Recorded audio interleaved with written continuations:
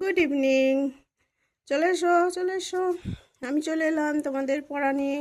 বই খাতা খোলো, পেন্সিল খোলো। দেখো চারিদিকে কি সুন্দর। অনেক গরম ধরেছে আজ, কিন্তু বৃষ্টি হচ্ছে হালকা হালকা বাইরে, কিন্তু গরম ভাবটা যায় না একদম। হুম, বেশ। তাহলে আমরা কি পড়বো আজকে? আমাদের পরিবেশ, চতুর্থ শ্রেণীর আমাদের পরিবেশ। কাল আমরা কি পড়েছিলাম? এই যে একই রকম জীব যারা, আমরা এই ছক দুটো করতে দিয়েছিলাম, আমি কিছুটা করে দিয়েছিলাম, বাকি তোমাদের করতে বলেছিলাম। নিশ্চয়ই করেছো তোমরা। যারা না করেছো করে নিও, ঠিক আছে? এবার আমরা পড়ে চলে যাব পরের পড়াতে। তাহলে দেখো চলে এলাম আমরা। কি? আমরা সবাই মিলে বাঁচবো। কি পড়ার নাম? আমরা সবাই মিলে বাঁচবো। জীবজগতেরই অংশ এটা। আমরা সবাই মিলে কি করব? বাঁচবো। তাহলে কি বলছে দেখো। টিপাইয়ের দাদু রোজ বিকেলে মাঠের ধারে এসে বসেন। খেলা শেষে পিকলু টিপাইরা দাদুর কাছে নানা কথা কি করে শোনে। পিকলু বলল, আমাদের চারপাশে কত রকম প্রাণী, কত রকমের গাছ, প্রত্যেকেই তো কিছু না কিছু খেয়ে বেঁচে রয়েছে। যদি একদিন সব খাবার শেষ হয়ে যায় তাহলে কি হবে? দাদু মুচকি হেসে বললেন, তা সহজে হওয়ার নয়, যদি না আমরা সব শেষ করে দিই। টিপাই বলল, আমরা কি করে শেষ করব? রীতা বলল, কেন, সাপ তো ইঁদুর খায়। আমরা যদি সব সাপ মেরে ফেলি তবে ইঁদুর তো বেড়ে যাবে, যে আমাদের হবে বিপদ। দাদু বললেন, কয়েক বছর আগেও বর্ষাকালে একটু বৃষ্টি হলেই কত ব্যাঙ ডাকতো, এখন ওদের সংখ্যা কমে গেছে। আমি না বলল, কেন, ওরাও কি খাবার পায় না? হ্যাঁ দিদি ভাই, ঠিক বলেছ। ব্যাঙেদের খাবার হলো পোকামাকড়। জমিতে পোকা মারার জন্য আমরা বীজ দিই, এতেও ব্যাঙরা মরে যেতে পারে। ডমরু বলল, আমরাও তো অন্য জীবদের উপর নির্ভর করে থাকি। টিপাই বলল, হরিণ ঘাস খায়, হরিণকে খায় বাঘ। দেখো, নয়ন বলল, চিড়িয়াখানায় জিরাফকে উঁচু গাছের পাতা খেতে দেখেছি। হারুদের ছাগল আবার ছোট গাছের পাতা খায়। হারুদের ছাগল আবার কি করে? ছোট গাছের পাতা খায়। আচ্ছা, দাদু বললেন, আমরা সবাই সবার উপর নির্ভর করে বেঁচে আছি, এভাবেই আমাদের পরিবেশ টিকে থাকে। তাহলে আমরা এই পড়াটা থেকে কি দেখলাম, কি বুঝলাম? যে আমরা সবাই মিলে বাঁচবো। আমরা এখানে পৃথিবীতে এসেছি, কিন্তু কেউ মানে আসি সব একা একা, হ্যাঁ, যাইও একা একা, কিন্তু সবাই মিলে একসঙ্গে মিলেমিশে আমরা বাস করি এবং মিলেমিশে একে অপরের সাহায্যে বেঁচে থাকি, তাই না? তাহলে দেখো, টিপাইয়ের দাদু রোজ বিকেলে কী করে মাঠে ধারে এসে বসেন। খেলা শেষে কী করে টিপাইরা দাদুর কাছে নানা কথা শোনে। হ্যাঁ, সেই সময় কি হয় দেখো। এবার বলছে যে প্রত্যেকেই তো কিছু না কিছু খেয়ে বেঁচে রয়েছে। আমাদের কত রকমের গাছ আছে, কত রকমের প্রাণী আছে। প্রত্যেকেই কিছু না কিছু খেয়ে বেঁচে আছে। আচ্ছা, দাদু মুচকি এসে বললেন, তা সহজে হওয়ার নয়, যদি না আমরা সব শেষ করবো। সে যদি একদিন সব খাবার শেষ হয়ে যায় তাহলে কি হবে, এটা বলছে। তখন দাদু কি বলছে, যে সেটা সম্ভব নয় যদি না আমরা শেষ করে দিই। টিপা বললো, আমরা কি করে শেষ করব? রীতা বললো, কেন, সাপ তো ইঁদুর খায়। আমরা যদি সব সাপ মেরে ফেলি তবে ইঁদুর এত বেড়ে যাবে যে আমাদের হবে বিপদ, তাই না? তাহলে সাপ দেখো ইঁদুর খায়, তো এবার আমরা যদি সাপকে মেরে ফেলে দিই তাহলে কি হবে? ইঁদুর বেড়ে যাবে, আর ইঁদুর বেড়ে গেলে আমাদের মানে জীবন অতিষ্ঠ হয়ে পড়বে, আমাদের বাড়ি ঘরে কিছু ঠিক রাখবে না, তাই কি না? তাই জন্য আমাদের সাপ, শুধু যে সাপ ইঁদুর খায় বলে নয়, অনেক কিছু উপকার, মানে সব কিছুরই একটা কাজ আছে। দাদু কি বলছে দেখেন, কয়েক বছর আগেও বর্ষাকালে একটু যদি বৃষ্টি হতো তাহলে ব্যাঙ ডাকতো এবং ওদের সংখ্যা এখন অনেক কমে গেছে। বলছে অনেক বছর আগে যদি বৃষ্টি হলে ব্যাঙ ডাকতো, এখন তাদের আস্তে আস্তে সংখ্যা কমেছে। এখন আমরা চারিদিকে অতটা কিন্তু আওয়াজ পাই না। আমরা ছোটোতে যেভাবে ব্যাঙের ডাক শুনতে পেতাম পুকুরে, নদীতে, এতে, এখন কিন্তু দেখো অনেক কমে গেছে।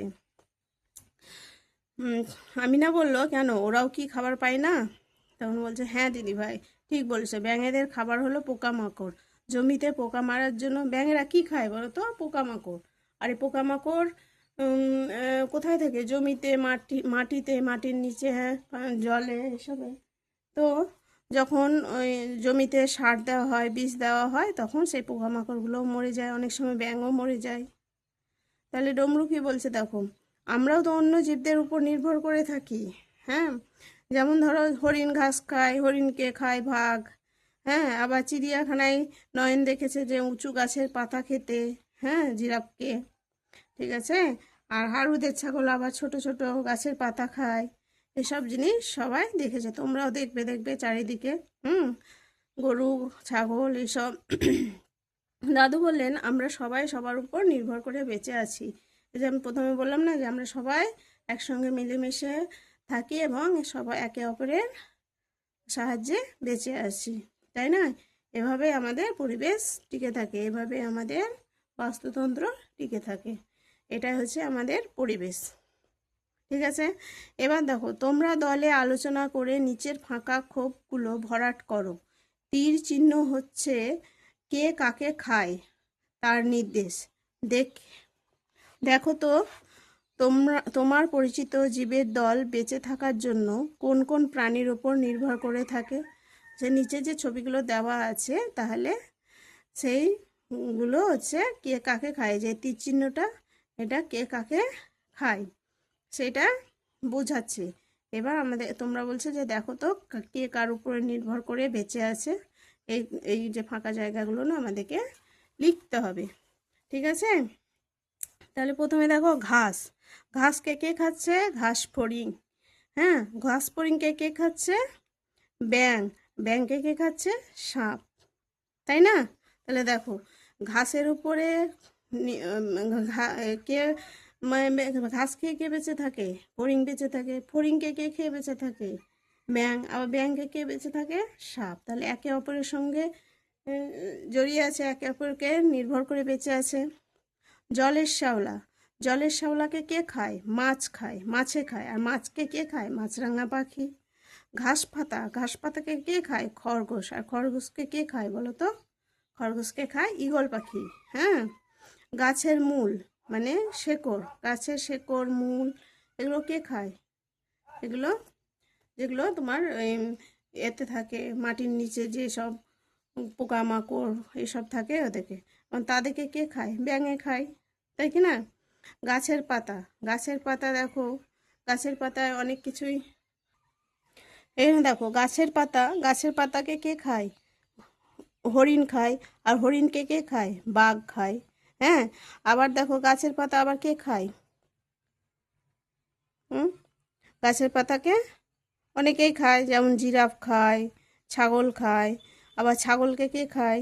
সিংহ, বাঘ, এইসবে। আবার সিংহ বাঘকে কে খায়? কুমিরে খাবে, না হলে তোমার আর তার থেকে বড় বড় জন্তু জানোয়ারগুলো ওকে খাবে, তাই কি না? গাছের কাণ্ড, গাছের কাণ্ডকেও খায় বিভিন্ন পশু প্রাণী। হ্যাঁ। তারপরে গাছের ফল। গাছের ফল কে খায়? গাছের ফল হয়তো হাতি খায়। আবার হাতি, তারপরে বাঁদর, এরা কি করে? গাছের ফল খায়। হাতি, বাঁদর, এরা গাছের ফল খায়। আর এই তোমার একে কে খায়? বাঘে খায়, তাই কি না? তাহলে দেখো, এগুলো সব পরপর পরপর জড়ে আসে। হ্যাঁ।